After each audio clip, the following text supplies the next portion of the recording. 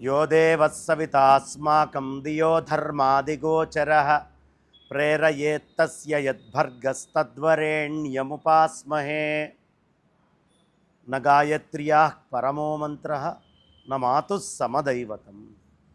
గాయత్రీ మంత్రాన్ని మించినటువంటి మంత్రము ఇంకొకటి లేదు అని నానుడి.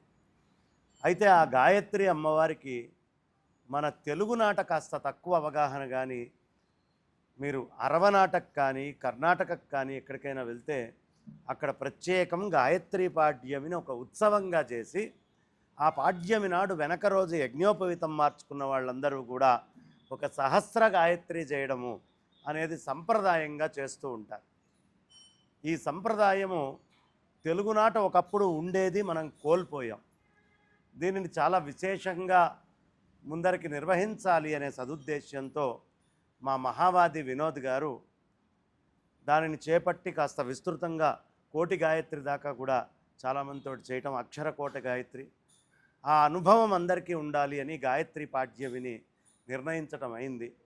దానిని తత్వం చారిటబుల్ ట్రస్ట్ యొక్క సంపూర్ణమైనటువంటి సహకారముతో, ఏర్పాట్లతో అనంత శ్రీ విభూషితులు శ్రీ శ్రీ శ్రీ జగద్గురువులు శ్రీ శ్రీ భారతీ తీర్థ మహాస్వామి చరణులు శ్రీ శ్రీ శ్రీ విధుశేఖర భారతి మహాస్వామి చరణుల యొక్క దివ్య ఆశీర్ అనుగ్రహంతో సువర్ణ భారతి గోశాలలో 29వ తారీఖు నాడు, అంటే 29 ఆగస్టు 2026 ఉదయం 8 గంటల నుంచి అవిచ్ఛిన్నంగా ఆ రోజు ఈ కార్యక్రమాన్ని చేయడం, సామూహిక గాయత్రి జపం.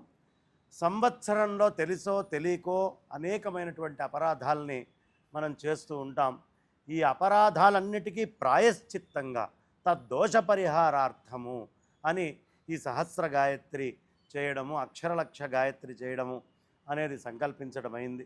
కాబట్టి బ్రాహ్మణులు ఎంత గాయత్రిని సశాస్త్రీయంగా చేస్తే అది పాలకులకి, ఈ దేశంలో ఉండే ప్రతి ఒక్కళ్ళకి చాలా విశేషమైనటువంటి రక్షగా ఉంటుంది. కాబట్టి అది గోశాలలో చేస్తే గోవుల సన్నిధిలో మరీ విశేషం. కాబట్టి సువర్ణ భారతి గోశాలలో బైరామల్గూడ తత్వం చారిటబుల్ ట్రస్ట్ ఆ ప్రదేశములో ఇది అద్భుతంగా ఉదయం 8 గంటల నుంచి ఆరంభమవుతుంది.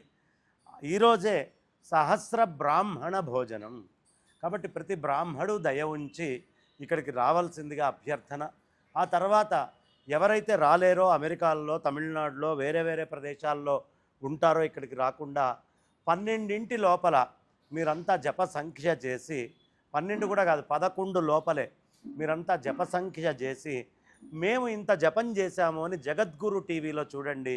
ఆ జగద్గురు టీవీలో మీరంతా కూడా సంఖ్య చెప్పి చేస్తే మీరు చేసినటువంటి సంఖ్యకి కూడా ఇక్కడ హోమంలో తర్పణాలు వదిలిపెట్టడం జరుగుతుంది. అనేక పనుల్లో హడావుడిగా ఉండేటటువంటి ప్రముఖులందరూ కూడా చాలామంది ఈ గాయత్రి చేయడానికి వస్తున్నారు.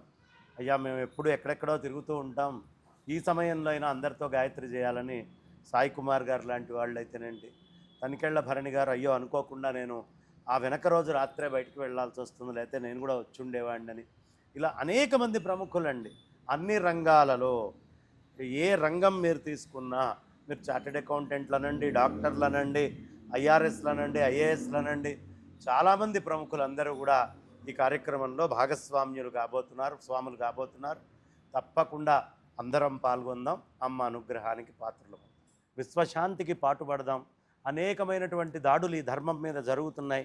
ఆ అమ్మ గాయత్రీదేవి అనుగ్రహంతో ఆ దాడుల్ని ఎదుర్కొండేటటువంటి శక్తి సనాతనమైనటువంటి హిందువులమైన మనందరికీ కూడా ఉండాలి అని కోరుకుంటూ ఈ కార్యక్రమంలో విశేషంగా పాల్గొందాం, విశేషంగా ఆ తల్లి యొక్క అనుగ్రహానికి పాత్రులమవుదామని చెప్తూ, దీంట్లో సహకరించినటువంటి శంకర్ నారాయణ్ ప్లాంజరీ గారు, ఆర్థికంగా రమేష్ గుప్తా గారు, ఇంకా అనేక మంది పెద్దలు ఎవరెవరైతే ఆర్థికంగా కూడా దీనికి సహకరిస్తున్నారో వాళ్ళందరికీ కృతజ్ఞతలు తెలియపరచుకుంటూ మనమందరం ఏకమవుదాం, సనాతన ధర్మాన్ని పరిరక్షిద్దాం. స్వస్తి.